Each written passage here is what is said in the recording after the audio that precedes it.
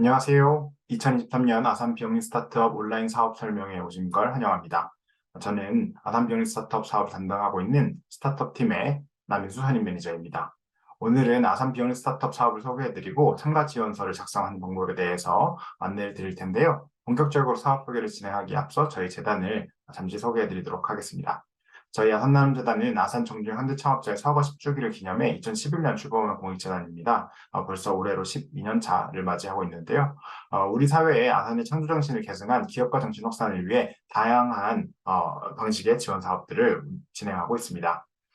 아산청년 회장님은 할 수 있다고 생각하는 사람은 무슨 일이든 해내는 법이다 라는 말씀으로 유명하시죠. 저희 재단은 할 수 있다고 생각하면 이룰 수 있는 세상이라는 비전을 가지고 세상을 변화시키는 창업가와 서혁신가가 도전하고 성장하고 나누는 기반을 만들 수 있는 다양한 사업을 운영하고 있습니다. 저희는 청소년 기업가 정신 확산, 사회 혁신과 양성, 청년 창업 지원, 혁신 생태계 조성이라고 하는 크게 4개의 분야에서 사업을 운영하고 있고, 저희 아산 비용 스타트업 같은 경우는 청년들이 창업을 꿈꾸고 마음껏 도전할 수 있도록 기회 환경을 지원하는 스타트업 팀에서 아산 비용 스타트업 사업을 운영하고 있습니다. 네, 그럼 본격적으로 오늘의 사업인 아산 비용 스타트업 사업을 소개해 드리도록 할 텐데요.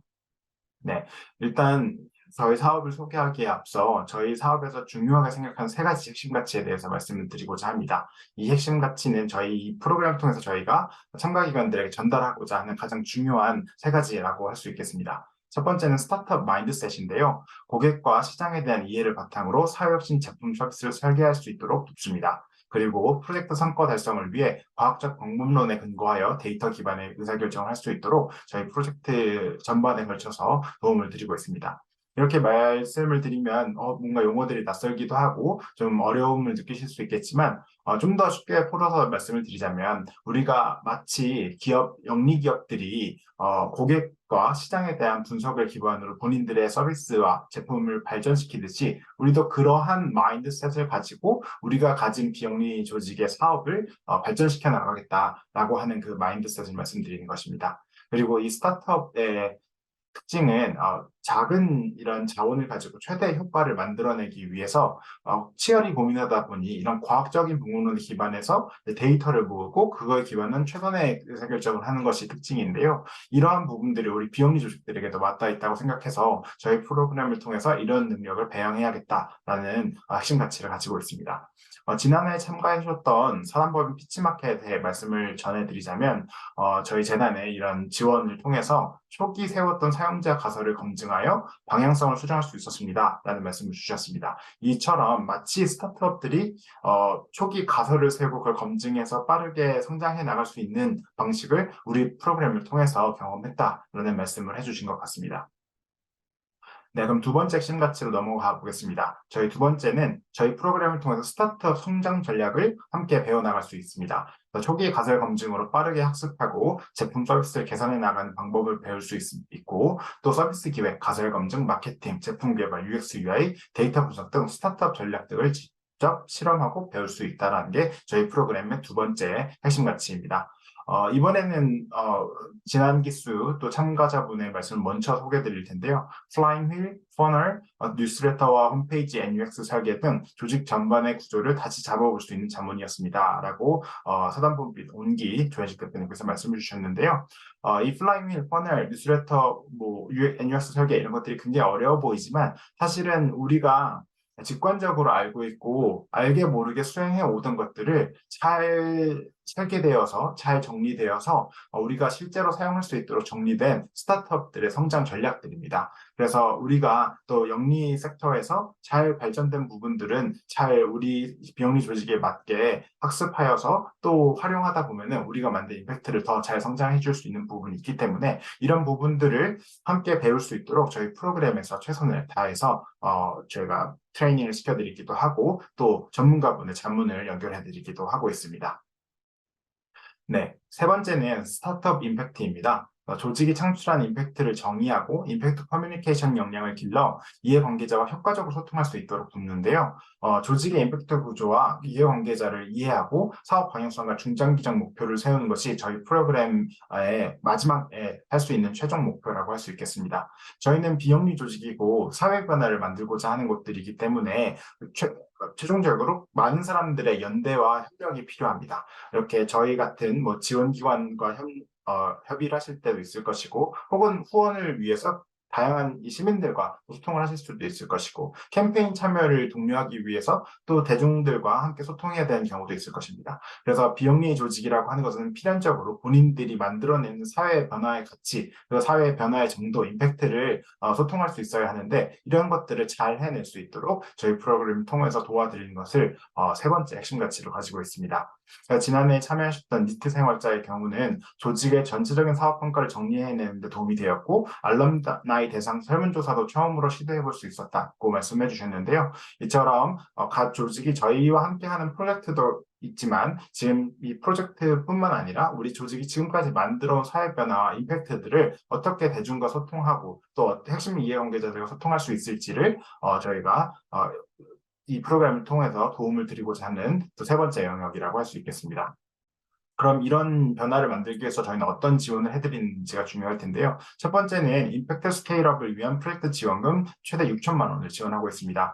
프로젝트라고 하는 것은 보통의 일반적인 지원 사업의 경우는 이 지원 공모를 한 기관이 특정 주제를 설정하고 이 문제를 해결할 수 있는 비영리 조직분들을 모아서 이제 공모를 하는 것이 일반적인데요. 저희는 조금 다른 것은 각 조직들이 우리가 이런 사업들을 하고 있는데 이 사업을 더 잘하기 위해서 우리는 특정 사업을 하고 싶어 라고 제안을 자유롭게 주시면 저희는 프로젝트의 종류나 방법에 대해서는 제한을 두고 있지 않습니다. 네, 그리고 두 번째는 성과 측정 연구인데요. 아까 마지막으로 말씀드렸던 스타트업 임팩트와 관련된 부분입니다. 저희와 함께 프로젝트를 진행하시면서 어떻게 이 프로젝트를 측정할 수 있을지부터 시작해서 이걸 실제로 측정하는 것까지 함께 도와드리고요. 이 결과를 잘 정리해서 대중들과 또 핵심 이해관계자들과 어떻게 이것을 소통할지에 대한 IR 덱을 함께 만드는 그런 연구를 이 프로그램과 함께 하게 될 것입니다. 네, 세 번째 지원 사항은 성장 자원 연계인데요. 마케팅, 인사, 개발 등 비영리 스타트업, 이제 초기 비영리 조직들이 필요한 자원들이 많이 있을 것입니다. 저희는 역삼에 마루 180과 360이라고 하는 스타트업 창업 지원센터를 가지고 있고, 이곳에는 40여 개가 넘는 비영리 스타트업 분들이 입주해 계신데요. 저희가 이분들과 벌써 10년 가까이 지원 사업 운영하다 보니까 이분들께 연결해 드릴 수 있는 많은 자원들을 가지고 있습니다. 그래서 이 자원들을 똑같이 저희 비영리 스타트업 참가 기업분들도 도움을 받으실 수 있도록 연결해 드리고 있습니다. 네, 네 번째는 이제 전문가 자문입니다. 말씀드렸던 스타트업 전략이라던가 성장 전략이라던가 혹은 스타트업의 마인드셋을 배우기 위해서는 누군가 옆에서 도움을 줄 사람이 필요하다고 생각합니다. 물론 이 프로젝트를 가장 잘 알고 이 해당 주제의 아젠다를 잘 이해하고 열정을 가지고 있는 것은 비영 스타트업 본인들이시겠지만 그 과정을 더 잘하게 옆에서 조언할 수 있는 사람들이 있다면 더 도움이 될 텐데요. 이처럼 프로젝트 그리고 또 조직에 적합한 이런 맞춤형 전문가를 저희가 연결해 드림으로써 좀 더 프로젝트를 원활하게 수행하실 수 있고 그 과정 안에서 스타트업 성장 전략을 배우실 수 있는 그런 자문 시스템을 네 번째 지원 사항으로 준비했습니다. 그리고 다섯 번째는 사무공간 지원입니다. 저희 말씀드렸던 것처럼 서울시 강남구에 위치한 마루 180과 마루 360 공간을 지원해 드리는데요. 여기에 사무공간이 필요하시면 사무공간을 지원해 드리기도 하고 또 저희가 회의실, 이벤트홀 등 공간들을 보유하고 있어서 특정 이벤트를 열고 싶으실 때도 자유롭게 사용하실 수 있는 게 장점입니다. 네, 여섯 번째는 커뮤니티 연결입니다. 저희가 벌써 올해로 세 번째 팀들을 선발을 하고 있는데요. 그리고 이 비영리 스타트업이라는 게 저희뿐만 아니라 좀 더 다양한 지원 조직에서 관심을 가지고 이 생태계를 함께 꾸려나가고 있습니다. 그래서 저희는 이 비영리 스타트업이라는 것이 단독으로 저희가 해나가고 하는 그런 사업이 아니라 지속적으로 앞으로 이런 성장해 나갈 수 있는 커뮤니티를 함께 만들어가는 것을 중점으로 두고 있고 다른 조직들과도 또 저희 비영리 스타트업과 관심이 있고 실제로 참여하고 계신 많은 기관들과도 서로 주기적으로 함께 교류하면서 도움을 주고 받을 수 있고 협업을 할 수도 있는 그런 커뮤니티를 만들어 가고 있습니다. 네, 그래서 저희는 이 사업으로서 이루고 싶은 목적이 있다고 하면 저희는 도전과 성장이 멈추지 않는 비영리 생태계를 만드는 것이 이 사업의 목적입니다. 그리고 기업가 정신과 혁신, 그리고 기술과 경영을 기반으로 사회적 가치를 창출하는 이런 초기 소규모 비영리 조직을 지원함으로써 이런 생태계를 만들 수 있다고 믿고 있습니다. 저희가 지원하고자 하는 비영리 스타트업은 새로운 도약과 임팩트 확장을 준비하는 성장 단계의 비영리 스타트업인데요. 저희가 설립 연한으로는 설립 10년 이내라고 하는 조직 제한을 두고 있고, 또 비영리 조직이어만 지원을 해드릴 수 있습니다. 그래서 비영리 임의단체, 비영리 민간단체, 사단법인, 재단법인, 사회복지법인, 사회적 협동조합 등 이러한 비영리 단체나 비영리 법인의 벽을 가지고 있는 분들만 지원이 가능하다는 점 유념해 주시기 바라겠습니다. 그리고 저희가 기존 비영리 조직의 사내벤처와 군사조직도 지원을 해드리고 있는데요.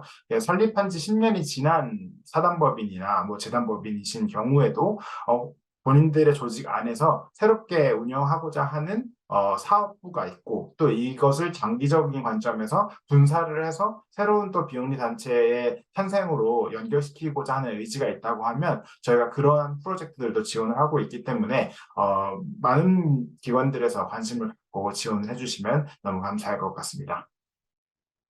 저희 지원 절차에 대해서 좀 소개를 드릴 텐데요. 저희 지원은 오는 4월 10일 오후 3시까지 참가 지원서를 접수하고 있습니다. 온라인 참가 신청으로 지원하실 수 있고, 저희가 설문 안에 그 지원 기관 관련된 정보를 기입하시거나 혹은 관련돼서 지원 에세이를 작성하시는 것도 모두 다 온라인에서 작성이 가능하시거든요. 그래서 좀 더 편리하게 온라인 지원을 3월 10일 오후 3시까지 마무리해 주시면 저희가 열심히 그 이후에 서류 심사를 진행을 하도록 하겠습니다.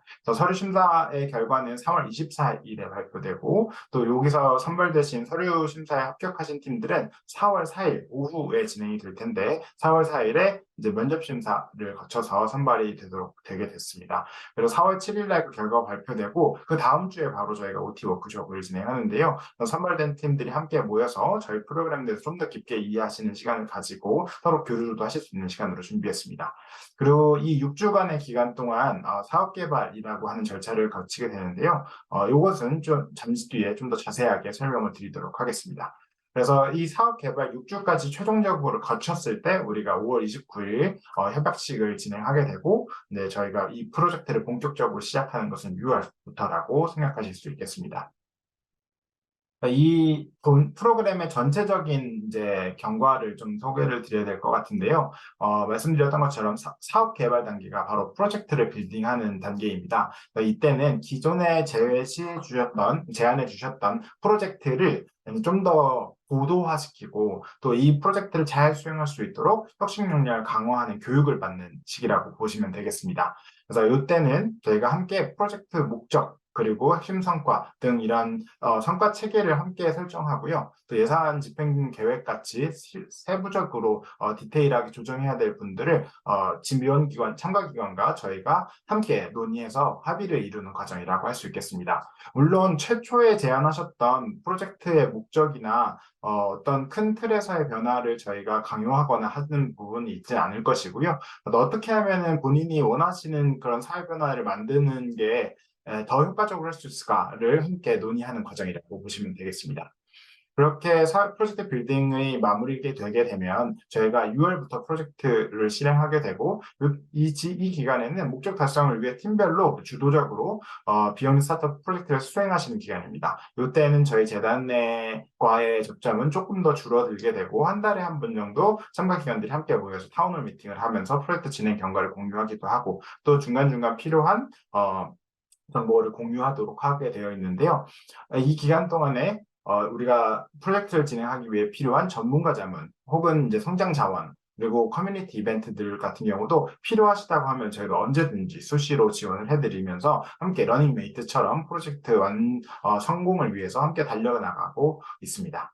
네, 그리고 마지막 단계는 성과 공유 단계인데요. 이제 11월 달에는 지금까지 한 해 동안 함께했던 프로젝트에서 얻은 성과와 또 인사이트를 공유하는 비영리 스타트업 컨퍼런스를 진행하게 됩니다. 네, 이때는 이제 참가기관 여러분들께서 내가 이런 전략을 도입해서 이렇게 프로젝트를 운영해봤더니 이런 배움이 있었고 이런 성과가 있었다라는 것을 직접 발표해 주시는 시간이 될 것입니다. 그래서 이런 과정들을 거치면서 우리는 프로젝트의 결과를 함께 회고하고, 또 앞으로 어떻게 계속해서 이 프로젝트를 발전시키고 성장시키고 유지할 수 있을까에 대해서 고민하는 시간을 또 11월에 가지게 될 예정입니다. 네, 이렇게 저희 아산 비영리 스타트업 사업에 대한 소개를 마무리해 보겠습니다.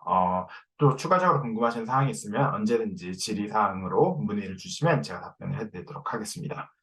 네, 그러면 두 번째 파트로 넘어가겠습니다. 참가 지원서 작성을 이제 어떻게 하면 좋을지에 대해서 제가 도움을 드리는 시간인데요.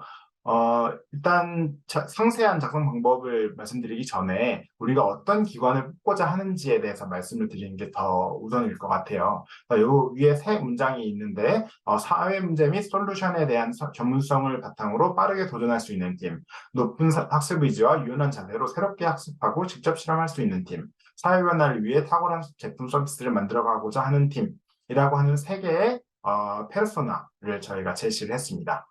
이런 팀, 우리가 생각하기에 우리는 이 세 가지 팀에 해당되는 팀이다라고 생각하시면 정말 저희 프로그램에 잘 맞는 분들이신 것이고 적극적으로 참가를 보내드리도록 하겠습니다. 네, 요 용어들이 사실은 좀 어렵게 느끼실 수도 있지만 앞서 말씀드렸던 저희 프로그램의 특성이 잘 반영된 결과라고 생각합니다. 그래서 어떤 제품이나 서비스를 만들어간다고 하는 이런 마인드셋, 스타트업의 마인드셋을 가지고 또 직접 이제 성장 전략, 스타트업의 성장 전략을 실험하고 또 이제 학습하실 수 있는 그런 의지와 자세를 가진 팀이라는 것이 저희가 생각하는 이상적인 비영 스타트업이라고 할 수 있겠습니다. 네, 실제로 이제 지원서를 작성하시게 되면 저희는 세 개의 평가 기준을 가지고 평가를 하게 되는데요. 첫 번째는 프로젝트가 얼마나 혁신적이고 논리적이며 또 기대 성과가 큰가라는 거에 대해서 저희가 평가를 하게 되고요. 두 번째는 조직 역량입니다. 앞서 제안해 주셨던 프로젝트가 너무너무 훌륭한 프로젝트고 너무너무 사실은 어려운 프로젝트라면 그거를 프로젝트 수행할 수 있는 조직 역량이 뒷받침이 되어야겠죠. 그래서 이 프로젝트와 맞게 이것을 수행할 수 있는 전문성을 가지고 계신지, 또 뛰어난 기업가 정신을 가지고 계신지, 또 앞으로도 이걸 계속 유지해서 지속해서 프로젝트를 진행해 나가실 의지가 있는지, 이런 지속 가능성까지 조직 역량으로서 판단을 하고 있습니다. 네, 마지막 평가에서 이제 프로그램 적합성인데요. 저희 프로그램에 대해서 얼마나 이해를 하고 있는가. 이제 일반적인 지원 사업과는 다른 부분들이 많이 있기 때문에 이런 부분들을 우리가 더 적극적으로 활용하려고 한다. 혹은 이런 저희의 지원 사업에서 뭔가 안 되는 요소를 사업으로 제안해 주시면 저희가 생각하기에는 이런 프로그램에 대한 이해도가 떨어진다고 생각이 될 수 있잖아요. 그래서 이렇게 저희 프로그램에서 지원하는 방향성과 또 특징을 잘 이해하셔서 지원서를 작성해 주시면 가장 좋은 평가를 받으실 수 있다고 생각합니다. 네, 마지막으로 이제 확장성인데요. 이제 저희 프로그램이 아무래도 짧은 이 6개월이라고 하는 기간 동안에 어떤 변화를 만들어 나갈 수 있는 빠른 변화를 이제 기대하는 프로그램이다 보니까 이 프로그램 자체가 이제 제가 제시하시는 이제 프로젝트 자체가 얼마나 저희 프로그램의 결과와 같이 함께 빠르게 성장할 수 있는지에 대해서 프로그램 적합성을 판단하고 있다고 말씀드릴 수 있겠습니다. 네, 그럼 본격적으로 이제 지원서 작성에 대해서 말씀을 드리겠습니다. 네, 기관 정보를 기입하시는 것은 안내에 따라서 정확하게만 기입해 주시면 되기 때문에 이 조직 소개 파트부터 먼저 설명을 드릴 텐데요. 네, 소개 파트는 저희가 조직 역량과 전문성을 이제 특징과 강점을 중점으로 간결하게 작성해 주시기를 부탁드립니다. 저희 이제 지원서를 보시면 알겠지만 지원서 문항들이 자수 제한이 굉장히 다른 이제 지원 사업에 비해서 굉장히 작습니다. 비전 미션 같은 경우는 한 문장으로 작성을 해달라고 말씀드리기도 할 정도로 저희는 짧고 간결하게 지원서를 작성해 주시기를 요청을 드리고 있다는 점 유념해 주시고요. 첫 번째 항목은 설립 배경, 두 번째 비전 미션, 세 번째 해결하고자 하는 사회 문제, 네 번째 주요 사업, 다섯 번째 주요 평가 및 이력, 여섯 번째 조직 구성원, 이렇게 6개의 세부 항목들로 구성되어 있습니다. 이 6개의 항목들에 대해서는 저희가 기존에 운영해 오셨던 조직의 과거를 어떻게 알 수 있을지 소개해주는 그런 파트라고 생각하시면 될 것 같습니다. 그래서 설립 배경 같은 경우는 설립 계기 및 당위성을 잘 얘기해 주시고 또 사회 문제 같은 경우는 본인 조직들이 지금까지 해결하고자 노력해온 사회 문제를 정확하게 이제 정의해 주시고 이것을 어떤 방식으로 어떤 솔루션으로 해결해 오려고 해왔는지 과거에 대해서 지금까지의 이제 역사에 대해서 설명해 주시면 될 것 같습니다. 그리고 주요 사업은 지금까지 조직이 해왔던 대표 사업을 소개해 주시면 되고요. 주요 성과 및 이력은 지금까지 만났던 수혜자의 수라던가 지금까지 운영해왔던 뭐 사업 규모라던가 이런 정량적인 지표들도 포함되면서 또 정말로 이 각 기관들 사업을 운영하시면서 마주하게 되는 놀라운 스토리들이 있잖아요. 그래서 이런 정성적인 지표들도 함께 녹여내어서 작성해 주시면 훌륭한 참가 지원서가 되지 않을까 싶습니다. 네, 마지막 조직 구성원 같은 경우는 프로젝트에 참여하실 핵심 인원 3명까지 작성을 하게 되어 있습니다. 그래서 뭐 3명보다 적어도 전혀 문제되는 건 없고요. 근데 이 록이 적혀주신 조직원이 많으신 경우에는 모든 구성을 다 적으실 수는 없잖아요. 그래서 실제로 이 프로젝트가 이제 선발이 돼서 저희 프로그램에 함께 한다고 했을 때 이 프로젝트를 실제로 수행할 인력들 최대 3명까지만 작성을 해주시면 되겠습니다. 네, 두 번째 파트로 넘어가 보겠습니다. 두 번째 파트는 이제 프로젝트 계획입니다. 그래서 실제로 저희 비영리 스타트업 프로그램을 통해서 어떤 프로젝트를 할지 프로젝트를 소개해 주시는 이제 파트가 될 텐데요. 여기서 중요한 포인트는 맨 첫 번째 문항인 사업명부터 마지막 예산 편성까지 이렇게 일관성 있고 유기적인 서술을 해 주시는 것이 중요합니다. 일단 사업명은 너무 간단하니까 뭐 제외하도록 하고요. 이제 사업 목적이나 목표 지표, 사업 내용, 내부 추진 방안, 예산 편성이 본인이 해결하고자 하는 사회 문제와 그거를 해결할 수 있는 방법이 서로 잘 연결되어 있어야 된다고 생각합니다. 그래서 이 사업을 통해서 어떤 그런 변화를 만들고 싶은지, 도전적으로 어떻게 변화를 만들고 싶은지에 대한 것을 사업 목적에 작성해 주시고, 또 목표 지표 같은 경우는 이제 프로젝트를 의 임팩트를 어떻게 우리가 알 수 있을 것인가에 대한 하나의 지표를 생각해서 제시를 해주시면 될 것 같습니다. 예를 들어서 우리가 어떤 환경보호 활동을 했다고 하면 이 환경보호 프로젝트가 성공적이었다라고 하기 위해서는 어떠한 외부와 소통할 수 있는 기준이 있어야 되잖아요. 그래서 이 환경보호 프로젝트를 해서 우리가 뭐 얼마 정도의 쓰레기를 뭐 줄였다라던가 혹은 몇 명 정도의 사람들에게 뭐 인식 개선 참여를 뭐 만들어냈다던가 이런 그 프로젝트의 임팩트 성과에 대해서 모든 많은 사람들이 공감할 수 있고 이해할 수 있는 임팩트 측정 기준을 가지는 것은 굉장히 중요하다고 생각합니다. 그래서 본인들이 제시하고 제안하고자 하는 프로젝트의 성공을 이런 정도의 성공이라면 우리가 프로젝트가 잘 진행되었다라고 이제 이야기할 수 있겠다라고 하는 그런 지표를 이 목표 지표에서 제안해 주시면 되겠습니다.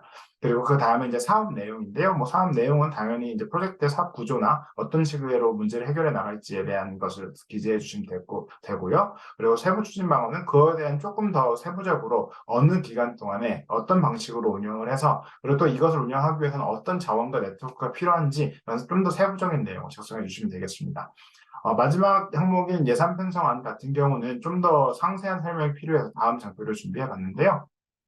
네, 예산안 같은 경우는 다른 항목도 마찬가지지만 여기서 좀 더 저희가 다른 조직들과 차별성을 우리가 판별할 수 있는 항목인데 이 어떤 것을 판별할 수 있느냐면 이 프로그램에 대해서 얼마나 잘 이해하고 있느냐 그리고 이 저희 프로그램이 가진 차별성과 지원 방식을 잘 알고 있느냐가 바로 예산안을 보면은 참 알게 되는 것 같습니다.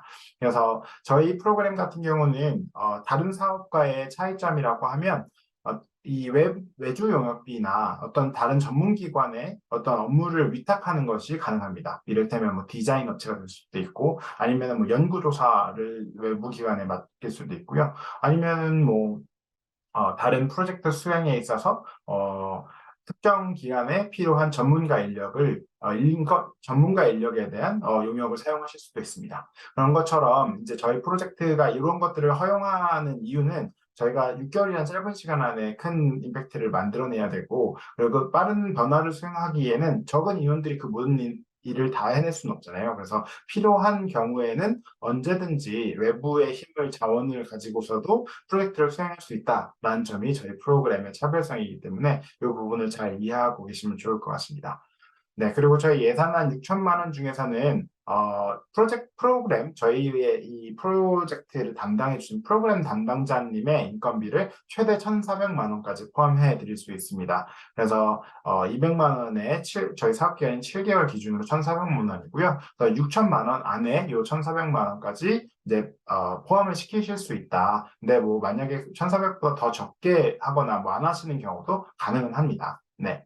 그리고 여기는 이제 저희 프로그램에서 특별히 좀 할 수 있는 그런 지원 방식이라고 하면 안 되는 부분에 대해서 좀 설명을 드려야 될 것 같아요. 그래서 저희 예산안을 배정하실 때 안 되는 부분에 대해서 총 5가지가 있는데요. 첫 번째는 자본적 경비입니다. 뭐 부동산을 구매하신다거나 컴퓨터, 에어컨 같은 이런 내부재들을 구입하시는 경우는 저희가 자산 가치가 증가하는 자본적 경비로 보아서 저희 프로젝트 지원금을 사용하실 수가 없고요. 두 번째는 상근 직원 인건비, 그러니까 저희 앞서 말씀드렸던 프로젝트 담당자를 제외한 다른 직원의 인건비라던가 혹은 사무실 임차 요금가금, 뭐 차량 유지 관리비 등 이런 관리 운영비는 사용하실 수가 없습니다.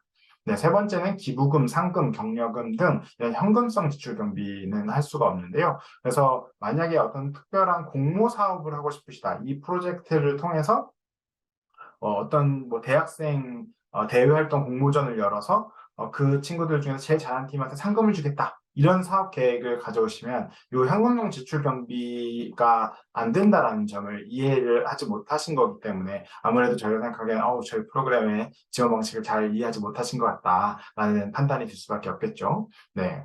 이제 네 번째입니다. 사업 목적 달성과 직접적 관련이 없는 해외 단기성 방문 경비는 포함하실 수 없습니다. 네, 그리고 다섯 번째는 조직 창립 기념일, 총회 대위원회 등 뭐 이런 것들과 조직의 행사와 연계된 경비는 포함시킬 수가 없습니다. 다른 지원 사업에서도 통상적으로 적용하는 기준이어서 아마 뭐 이해에 어려움은 없으셨을 거라 생각을 합니다. 네, 마지막 이제 지원서 항목입니다. 저희가 작년까지는 사실 에세이가 2항목이었는데 올해 한 항목으로 줄였습니다. 네, 그래서 저희는 이 지원 동기에 대한 묻는 에세이 파트고요.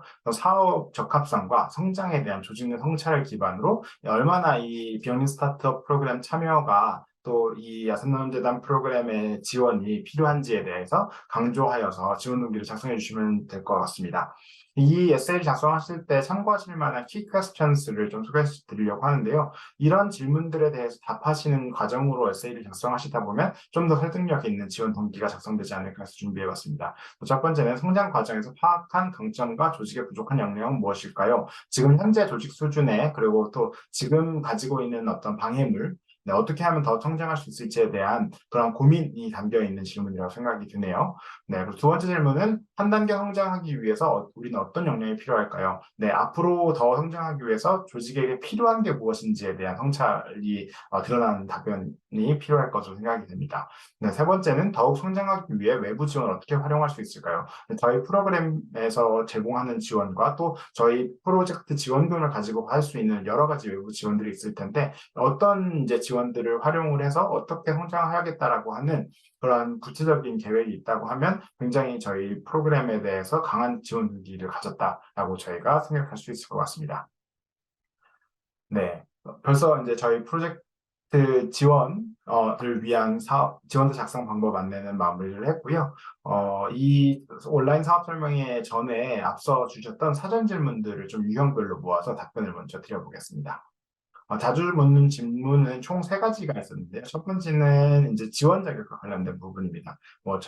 소재지, 인원, 매출액에 따른 지원 제한이 있느냐라는 문의를 많이 주는데 저희 소재지에 대한 제한은 없고 또 인원도 많거나 적거나에 대한 제한이 없고 매출액도 저희가 기관 정보를 기입하게 하지만 그것은 저희가 생각하기에 이 프로젝트를 제안하신 프로젝트와 적합한지에 대해서 판단하기 위한 참고 요소이지 어떤 뭐 매출액이 크다 적다고 해서 저희가 선발을 하거나 하지 않거나 하는 기준이 되지 않습니다. 그래서 소재지, 인원, 매출액에 대한 이슈는 없다.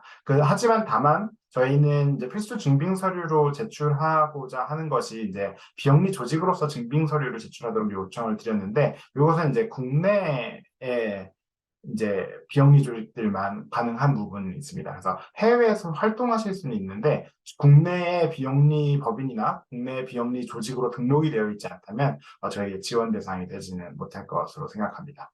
네, 그리고 비영리 조직 인가 등록 여부인데요. 이제 비영리 단체나 비영리 법인의 이제 인가 절차 진행 중인데 이게 혹시 지원하실 할 수는 없냐라고 이제 물어보시는 분들이 이제 간혹 있습니다. 하지만 저희가 비영리 의미단체까지 굉장히 넓은 폭의 지원을 하고 있다 보니 이 비영리 조직의 고유번호증까지 제출해 주실 수 없다고 하면 안타깝게도 이번에는 저희 지원 사업의 대상자가 되기는 어려울 것으로 생각합니다. 그래서 아직 이제 어떤 뭐 비영리 의미 단체도 설립하지 않은 형태의 미설립 팀이신 경우는 저희 사업보다는 뭐 다른 비영리 스타트업 인큐베이팅 사업에 참여를 하시고 또 좀 더 성장하셔서 저희 프로그램에 뭐 내년에도 또 진행될 테니 내년에 한 번 더 관심을 가지고 지원을 해주시면 좋을 것 같습니다.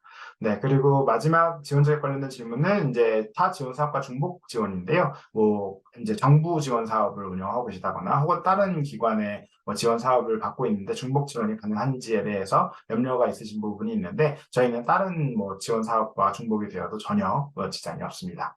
네. 두 번째 유형은 이제 지원 내용과 관련된 내용입니다. 근데 오늘 좀 앞서서 사업 소개와 참가지원서 작성 방법을 안내를 하면서 상당 부분 좀 많이 질문에 대해서 답변을 해드린 것 같네요. 네, 그래서 그럼 다음 마지막 지원 경쟁률로 넘어가도록 하겠습니다. 네, 그래서 올해 몇 팀을 선발하나요? 그리고 작년에는 선발 경쟁률이 몇 대 1이었나요? 그러니까 굉장히 많은 질문을 주셨는데 올해 저희 재단이 선발하고자 하는 기관 수는 총 10개 팀입니다. 근데 제가 꼭 10개를 또 이제 보장하는 것은 아니고 하지만 저희는 이제 적합한 팀들이 있다고 하면 10개 팀을 모두 꽉꽉 채워서 선발을 하고자 하고요. 근데 하지만 뭐 저희가 생각하기에 올해 지원한 팀들 중에서 10개 팀 정도의 적합한 팀이 없다고 하면 그것보다 조금 선발될 수는 있습니다. 하지만 저희는 가장 10개 팀을 선발하고자 하는 강한 의지가 있다라는 걸로 설명을 드릴 수 있겠습니다. 네, 두 번째 이제 선발 경쟁률입니다. 저희가 지난해 기준으로는 선발 경쟁률이 8대 1 정도였습니다. 그래서 뭐 적지 않은 경쟁률이지만 또 저희 프로그램을 통해서 성장을 하고 또 얻어 가실 수 있는 또 어떤 인사이트들이 많은 사업이다 보니까 이런 선발 경쟁률에 너무 또 염려하지 않고 또 많은 지원을 해주셨으면 참 좋겠습니다. 네, 그럼 지금까지 저희 2023년 아산 비용 스타트업 온라인 사업 설명회에 참여해 주셔서 감사합니다. 많은 참가와 지원 부탁드리겠습니다. 감사합니다.